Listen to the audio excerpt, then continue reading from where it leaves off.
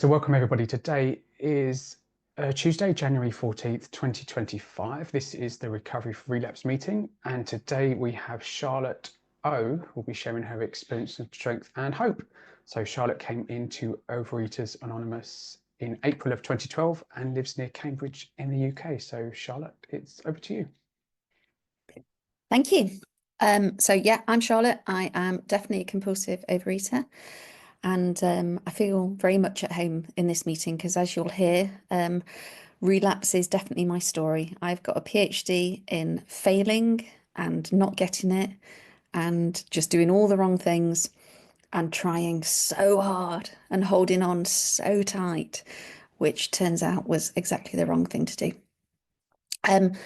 So when I was asked to do this a few months ago, I just went, yeah, no, that'd be great. And it was my birthday yesterday, so I thought it'll be a nice birthday present to myself to have something to kind of do as the service for the next day. And as it dawned on me the last couple of days, I've got more and more nervous. So I've given it to my higher power, as that's the way I live my life now. And there's a couple of people on this meeting that I know well, and I know that if you're in the room that you would all give me a little hug. So I'm going to take that little hug remotely from you, if that's okay. So, as Alan said, yeah, I joined Overeaters Anonymous in April 2012. And I've been abstinent for just over a year and a half, something like that. So quick maths will show you that for about 12 years before that, I was living in the nightmare, the painful nightmare of relapsing. So I'm really, really hopeful that my higher power will guide me to say something that is helpful to some people on this line. And I really hope that I can give somebody a little bit of hope, maybe somebody that's still living in that painful, painful place. So maybe some quick numbers, and I had to do some converting because I know we've got an international audience here, which is amazing. I think I hit more than 115 kilos. I gave up weighing. So I did actually mention to my personal trainer, who I've been with about 10 years ago, the other week, I was like, I think I'm ready to start facing the truth. And I think it might have been 115. And he sort of pulled his nose up and went, I think it might have been a bit more than that, but I don't know how much more. But anyway, I gave up, which equates to 253 pounds, which is about 18 stone. I'm now 82 kilos, 118 pounds, just under 13 stone, which is a very important mark for me. And I'll explain for that why. But the greatest thing is I went for a pre-op medical assessment the other day, and we were talking about the risks of an operation that I'm having at the end of January. And a healthcare professional said the words, well, you're slim, you're fit. And I actually just wanted to whoop whoop because nobody's ever said that to me. And that was her perception of me, which, wow. So, always been a food addict for as long as I can remember. My earliest memories were about food, how I could get more. My house was a house of plentiful food. I'm not going to go down the psychoanalysis of how many compulsive overeaters were in my house, but there was always a lot of food in my house. So I could eat a loaf of bread without anybody noticing, literally. And I often did. Just nobody ever noticed.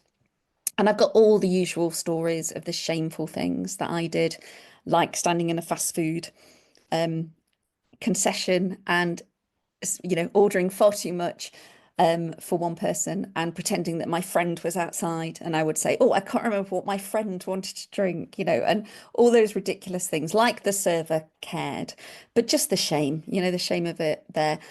All of my money, when I started getting independent money from my babysitting, which of course I chose my babysitting families based on how much I could get out of their larder without anybody noticing. I didn't want to go to houses that had precisely the amount of snacks for their packed lunches that week. I wanted plentiful houses. And I was good at babysitting because I got the kids to bed on time because I wanted to raid their larder. But, every penny that I would get at the age of 14-ish, it wouldn't go on fashion, it wouldn't go on makeup, it wouldn't go on going out, it would go on carbs in various guises, often from very good quality shops, which Marks and Spencer's, if you're based in the UK, I would treat myself to those. So I started the diet clubs, I think, around the early 20s. My sister kind of gave me an intervention and said that she would pay for me to go to a diet club, which came from the best place. I love my sister to bits. She just was worried about me. And, they worked to a degree. I mean, it did work. I lost weight, but only by manipulating every single, point, whatever they were called. Um, and of course, on Tuesday nights, which was my weigh-in night, and I can still feel the excitement of a Tuesday night, it would been, I'd be on a binge because if I'd lost, then I had a whole week to, carry on losing. If I hadn't lost, then what's the point anyway? And I'd have a whole week to deal with it. And but of course, all of those things are based on the premise that once you get to goal weight, you can eat whatever you like in moderation, which of course I never could. Um, so yeah, so then I lost a certain amount for my wedding day, and that's why the 13 stone thing is a big deal for me because I know I got down to 13.4 for my wedding day because that was like, I just know that to my bones. But of course, on my wedding day, even I started eating, and then on the honeymoon, I put on a stone and a half in 10 days, and then I was pregnant. So from then on, who knew? Who cared? Um, and then I went and did all the other stuff. So I did hypnosis, I did other diets, I did go to therapy. And I'm a big fan of therapy, so please don't think I'm knocking it. But I went to solve my eating problem. And she asked me and said, "So what's up? Why are you here?" And I said, "Well, I've got a loving husband who seems to love me. I don't know how. I've got a one healthy child. I was already pregnant by then with my second. I have a family that I'm close to. I have a job that people tell me I'm good at and pay me well for. I have friends, but I just cannot stop eating. I just cannot stop. So I did a lot of therapy and it was helpful, but it never addressed my eating issue because what I didn't know was that I had a disease that I would never be able to stop because I couldn't do it on my own. Um, then I had another child, and then I ran a marathon. That was a new thing. So you have to carbo load when you do marathons. So my God, I carbo loaded and I ran miles and miles and miles and miles every week. I lost a bit of weight, but not a lot, because I was carbo loading. So then I think it was around about 2004, I saw a poster for OA in our local library. And I went to a church hall in the middle of Huntingdon where I live, and there was three or four weird women talking about God and higher power and stuff, and I couldn't cope, I couldn't hear it, and I left and I went off and tried other things, which, is a great sadness to me, but what can I do? That is my path. So then 2012, I finally came back to OA, April 2012, and I went to another community centre in a different town just down the road, and those three people were still there, still talking about high power. And actually, they are good friends of mine now. And I have apologized to them for thinking that they were just freaks talking about the high power. Um, so then I found OA, and I found the solution, and I was given that grace. I was given my abstinence, I was given the peace, I was given it. And I had as sometimes, is referred to as the pink cloud of abstinence. I got it. I did a main share at our big Birmingham convention, which in the UK is our sort of big get together. And I believed it. Well, it was true because it was true. And I was sponsoring and I did intergroup and all the rest of it. But there were some things that I hadn't changed, and I will come to those in a minute because they are the things that I have changed. So unknowingly to me, I was still triggering myself. And, I could probably hold on for about 8 months by doing what I needed to do. But actually, I was still triggering myself, and the buildup of human emotions was still got me. So after about 8 months, I threw it away. I threw it away, and then I wrestled it back. Then I threw it away. Then I wrestled it back. Then I threw it away. And that cycle continues again and again and again.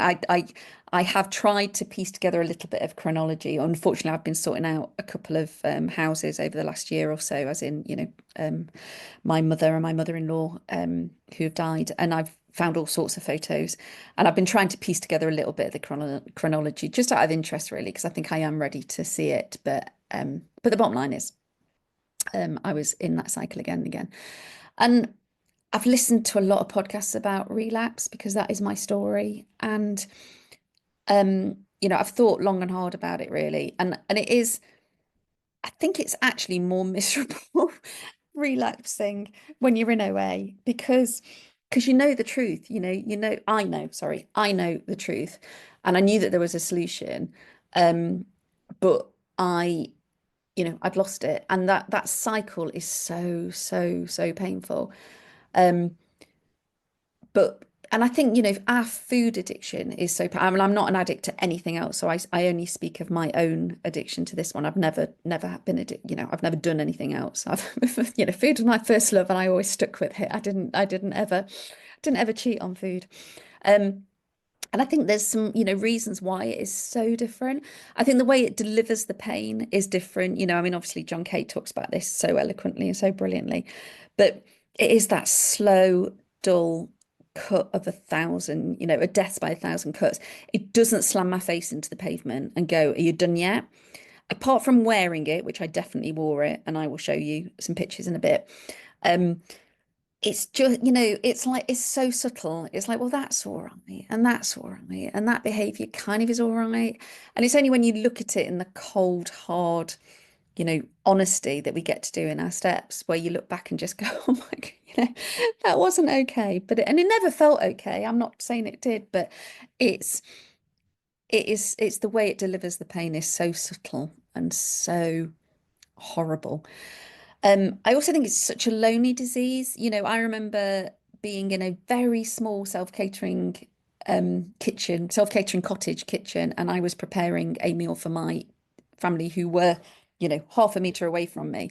And I smashed a loaf of bread. I absolutely did, with loads of stuff on it, just by turning my back. And they didn't see that. They didn't notice it. They didn't smell it on my breath. My eyes weren't dilated. And of course, I wore it, but they couldn't see that I was in pain. So, like other speakers say sometimes as well that, for a lot of that time, the only person that knew I was in OA was actually me because I wasn't doing anything active. I wasn't actually, I was just in it, but not really in it. And it is such a lonely disease, and nobody can tell. And again, like I say, I've got no experience of other diseases, other addictions, but um, I assume that, not that it's easy for people to help. I know that because nobody can help, but I was on my own with this for a really, really long time. And I think still there are, 100,000 easier, softer ways, which especially this time of year, every time you open not that I read magazines because I've never really done it, but it's everybody's got an opinion on this. Everybody knows about how to lose weight. Everybody, because most people have been on a diet for, to get into a particular outfit or a bikini or to, whatever. Most people have got this experience. And most people have got something to share about it, but it doesn't work for me because I'm not like normal eaters. So, it's hard to keep going when you've got all of that sort of stuff around you, really. But essentially, I went through that process of relapse and relapse and relapse. And then May 2024, that's right, because I sort of said, no, 2023, sorry, that's right. I'm coming up for 2 years. Sorry. I don't know what happened that day, but thank God it did. And I just got the gift of desperation. I'd been like, again, like I say, I'd been abstinent for a few months and then not, and then a few months and then not. And, I'd been in and out of sponsors. And that morning, I just don't know what it was. And I went on the early bird meeting and I just said to myself, I'm just going to ask the first person that has got S after their name to sponsor me. I don't care what they've got. If they're putting S after their name, then that's good enough. Basically, they feel they've got something to offer. I didn't interview them. I still don't really know about her, her story because she just sponsors me through the steps, just as in she sponsors me through the steps. She's not my friend. She's not my whinge buddy. She is my step sponsor. And she suggested some things, some crazy stuff. And I said yes. And I say crazy because, of course, it's not crazy at all. So essentially, I have done 3 different things this time around, and I would like to go into each of them, maybe in practical ways, because maybe I'm better at practical things and explaining practical things rather than ethereal theories. So essentially, I put down everything that I needed to put down. So I have entire abstinence. I had the result of the steps, which is the spiritual awakening. And I have my daily discipline that keeps me there. So That the first one, step one, I finally, finally accepted that I am not like normal eaters. So a big action that my sponsor asked me to do was to plan my food in the morning, tell her what I was going to have, photograph it before I eat it, and that's it. She didn't care. I mean, she cared. She didn't give me a food plan. She didn't tell me what that was because I knew what I needed to put down. And I remember saying to her, well, I don't even know where I'm going to be tonight. And she was like, well, you're grown up, work it out. And okay, all right, fine. So I still, every day, and it still really annoys me that when I'm busy in the morning, and I've got work to do, and I've done service on early bird or whatever, I have to sit down and go, right, before I have my breakfast, I am gonna, right, where am I gonna be? Who's in? Who's cooking dinner? What kid am I taking to what place? Um, what am I having for dinner? And sometimes it's A or B. If the traffic's really bad, I'll have this with me. And sometimes it's I'm going to be in an airport. So I really don't know whether it's going to be this, or this, but I can tell you what it's not, i.e. my trigger foods. But most of the time, 80, 90%, I know what it is. And what that means is that those decisions have been made in the morning. Um, so I don't have to stand in front of the fridge at 7 o'clock at night and go, oh, what do I fancy? What do I fancy? It just takes all of those decisions out of it for me. And what it does is it makes me do step one, because why would I do that if I am not powerless over food? Why would I connect to my higher power and offer that food? Because I'm surrendering it to my higher power. I'm not surrendering it to my sponsor. My sponsor is just a loving witness. I'm surrendering it to my higher power because I'm admitting to myself and to my higher power and to another human being that I am not a normal eater. I can't just figure it out as I go along. I have to, for me, the freedom that comes with that plan is unbelievable. And I still hate it, but the freedom that I get from it, I love, because then I can just get on with the rest of my life. And I just finally, as it tells us in the big book, I smashed that delusion that I could do like, eat like other people. And I finally deeply understood the allergy of the body and the mental twist. And I remember the first day I spoke to my sponsor and she asked me if I'd binged that day. And I said, no, I hadn't. And then I went, oh no, hang on. And I was in Cambridge for about an hour. And when I totted up, I'd visited various places. I'd probably done 4,000 calories, just without even remembering it. And I'd obviously gone home and had my dinner and all the rest of it as well. So, so I did that, and I finally realized that there was a few things around the periphery that I still needed to put down. And I realized, and that's been an ongoing thing, that any time I think I need to drive out of my way to visit a particular food store, then, or a particular thing, then that needs to go. And again, it's freedom. In August, I started looking at some things that I can have, as in I can have, but there's a particular type of it that you only bring out at Christmas. And then I started panicking about that in August. And I was like, right, well, then just say you're not going to have it. And that keeps it simple. So I did that. And that is a massive difference.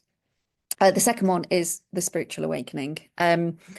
So I absolutely was a atheist when I came in, raised an atheist. We tolerated going to church for christenings and weddings if we had to, but I didn't know where to start. I just did not know where to start. And luckily, in the big book, there's a whole chapter in there to tell you where to start. Well, there's more than a chapter.